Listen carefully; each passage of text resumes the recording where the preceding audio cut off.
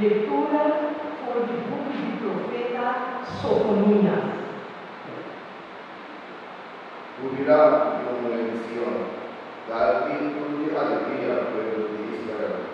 Alegra y jubila y entera tu corazón y un de Jerusalén. Señor, pone fin al castigo, que la corre tu enemigo. Rey de Israel, el Señor Dios. Eta tú, por un mes de tiempo, nunca catástrofe más. Viva el día la noticia, Jerusalén, no tiene miedo, Sion, desanimar, no cae sin dar a los coches, Señor Dios prometido, que te ha usado poderoso.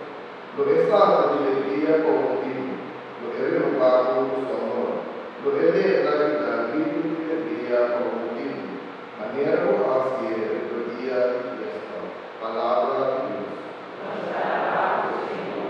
Salmo responsorial, Salmo 85, el refrán dice, canta al Señor un canto nuevo. Canta al Señor un canto nuevo.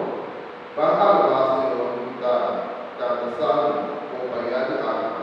Van canta un canto nuevo. Van canta y grita de alegría. Canta al Señor un canto nuevo.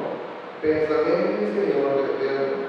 Su decisión nunca lo cambia. Feliz el pueblo del Señor. El tribu, su herencia, el escoge. Canta al Señor, den Señor nos pone tu esperanza. Señor, que nos amparo y escudo. Esta causa futuro nos alegría. Nos acoge en su nombre sagrado. Canta al Señor,